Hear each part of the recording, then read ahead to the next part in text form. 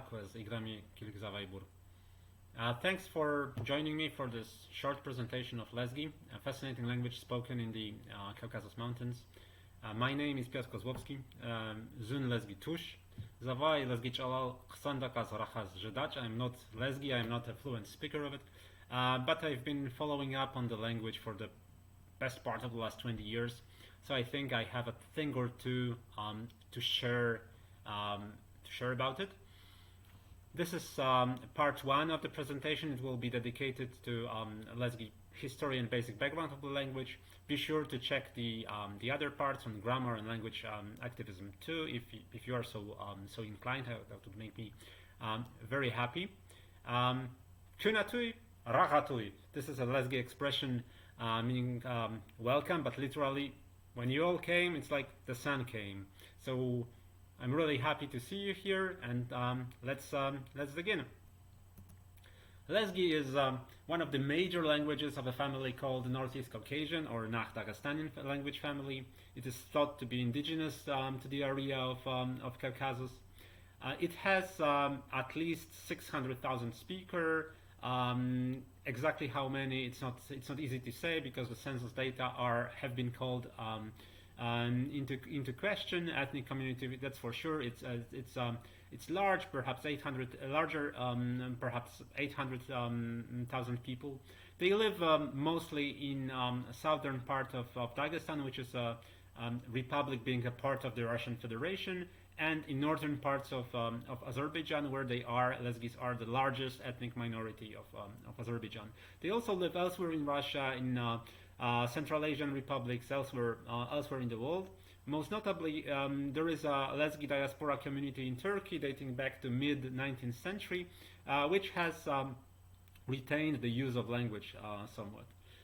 Lezgi is a literary language, so it's written, it's used in the media, it's used in the press. It has some use in primary education as a language of instruction, and also as a language being taught, but only in core areas, in areas where Lezgis live in compact way. It has co-official status in Dagestan, but because there are very many local languages in Dagestan, in practice, Lezgi, like other local languages, is used mostly in family context, and it's undergoing it's vulnerable. It's undergoing a language shift, mostly to Russian, but also to Azerbaijani. Okay, so Caucasus in general is one of the top hotspots for linguistic diversity in the world, and East Caucasus, even for local standard, is particularly diverse. On this map, you can see marked with various colors the various languages of Northeast Caucasian family. All the other families are marked in gray. So Lezgi is here under number 10, light blue shade. Over here, you can see the border between Dagestan and Azerbaijan. So if anything, this map downplays the language diversity, because some of the languages marked here are in reality just clusters of dialects, clusters of various speech forms which are not easily intelligible to each other. So Lezgi, or Lezgian, as it's called here, is the largest language of the Lezgic branch.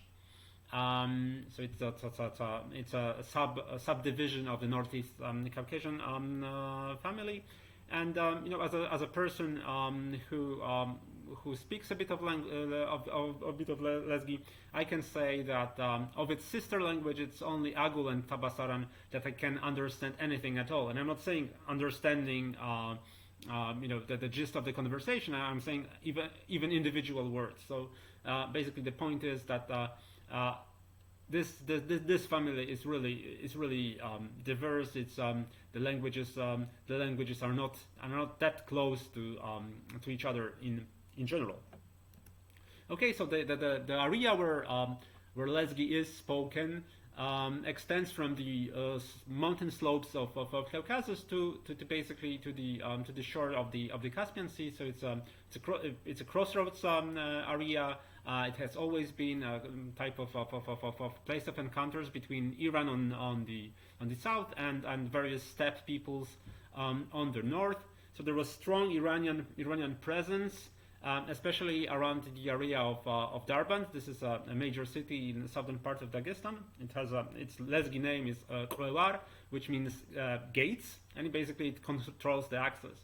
So because of this presence, there has been a long-standing influence of Persian on Lezgi, on various other Caucasian languages as well. There's a particularly deep in that some basic words are loaned from Persian, and they are not really considered foreign. There's quite interesting influence in terms of folklore and mythology, games they play, various cultural aspects like that.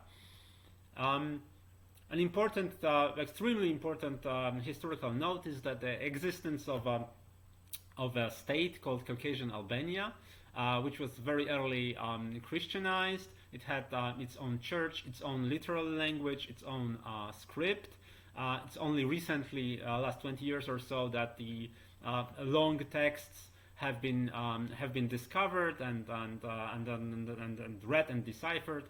And it was the language of the texts was the ancestor language to the language called Udi, which is one of the languages of Lezgic branch. So not ancestor of Lezgi proper, but its cousin. So this fact, the fact of long traditions of literacy in those lands, has symbolic importance to Lezgis too. It's relevant for them today. They are very proud of that. Caucasian Albania was a part of the Persian zone of influence, but then it was conquered by the Arabs, and Arab conquest led to quite early but uneven, so to speak, adoption of Islam. Uneven means that many earlier traditions and customs have been retained even today. What's really relevant is that there is a particular set of characteristics, a particular set of cultural phenomena common to many Caucasian cultures. So this is what I call the Caucasian cultural complex in the title of this slide. So first of all, this is a strong emphasis on warrior ethos, on being strong, on being fierce, on fighting for your own people, for your honor. But at the same time, it's combined with the ethos of community self-help. This is called Mel in Lezgi. You're supposed to be helping your neighbors, helping your relatives, and also there's a network of mutual hospitality links between people of various nationalities in this very diverse territory. It's called Huanahua in Lezgi. It's called Konak in many different languages. Basically, you have a network of people who are hospitable to each other on a reciprocal basis in various communities. So there is a set of shared customs, crafts, including carpet making, carpet weaving, and metalworking, a particular mode of dress, dance, and music. And what's highly relevant here is that both the ethnic name of the Lezgis, and the name of their dance, which was called Lezginka, and it basically means Lezgi woman in Russian, has taken on a broader meaning. So in Russian literature, for instance, from 19th century, Lezgi, all the people of Dagestan were called Lezgins. And Lezginka is the name basically all the people in the Caucasus use for their form of the dance as well. So one could argue that Lezgis are in a way a sort of a source or archetypal Caucasian nationality, ethnic group. Okay, so this area is extremely varied. It's extremely ethnically diverse, and it's also multilingual. But a very particular type of multilingualism was prevalent in Eastern Caucasus, which was asymmetric. Asymmetric in that men spoke more languages than women did, because men traveled more outside of their home villages. And also, it was usually the case that the highlanders spoke the languages of lowlanders, people living on the flatlands, to a greater extent than the other way around. And also, people spoke the language of market towns and other trade centers. So it was not two-way languages, and actually this model functions to an extent functions even today. So there were quite important contact languages. In North Dagestan it was Kumyk and Avar. In southern part of Dagestan it was Azerbaijani, used to communicate between people of various nationalities.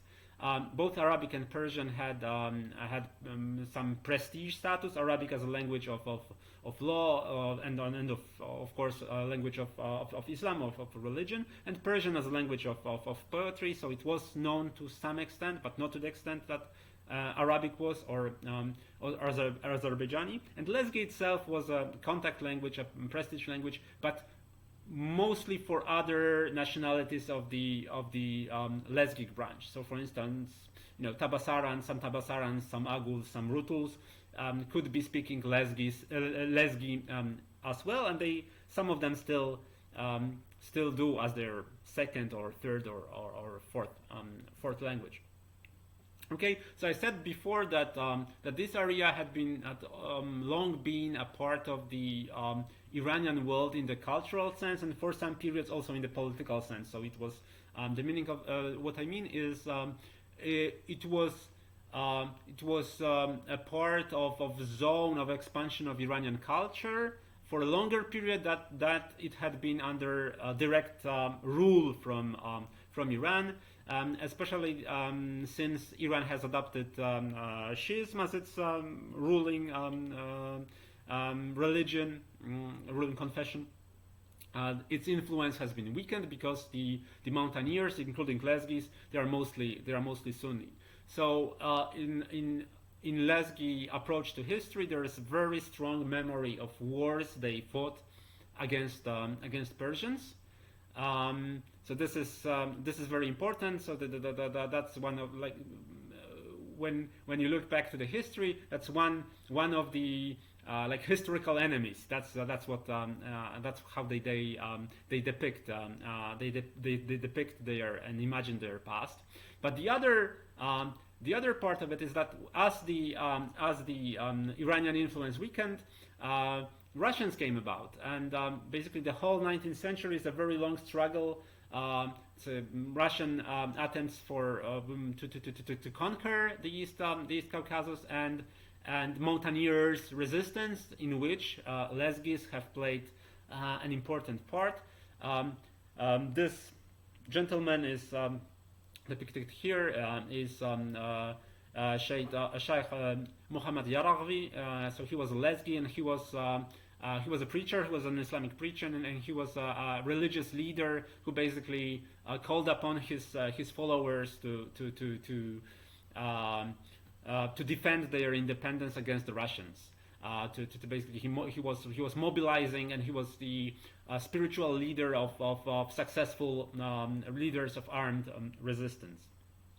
So the period of conquest was quite interesting from the linguistic point of view, because it brought about first linguistic descriptions of Lezgi. This gentleman is called Piotr Kozłowski. He was a Russian military officer, but also a very methodical ethnographer and linguist. So he wrote basically the first grammar of Lezgi. It's quite useful even today, especially for comparative purposes.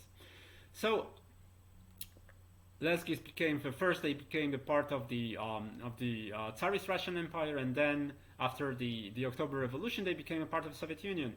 And in the 1920s, the Soviet policy of creating new literal languages actually served to the benefit of Lezgi. Literary standards was created. There was an opportunity for Lezgis to be educated, to achieve some significant accomplishments. So, for instance, this on this picture you can see the very famous playwright and writer Maxim Gorky, together with perhaps the most influential Lezgi poet of the 20th century. It's called Stal Suleiman, and basically he was praised as a kind of a Caucasian Homer. Difficult time. A lot of political and social upheavals, but at the same time an opportunity to develop the language. Lezgi is used, as I said, it is a literal language. It is used in media, but it's also used in science, in social science. So, for instance, you can find linguistic works written in Lezgi about Lezgi. I think that's quite interesting, and this is actually quite significant that many of the Lezgis have achieved quite a lot academically. So 1991 is a very important date for Lezgis, because after the dissolution of the Soviet Union, they ended up divided by a hard modern border between Azerbaijan and Russia. This has created a lot of unprecedented problems for them, and a challenge to keep the cohesion of Lezgis as a nation, and also to keep the status of their language. I will be talking more about this particular aspect in one of the other parts. But for now, for a brief introduction to history, that would be all. Chansagrai. Thank you so much for watching. Hope to see you at the other parts.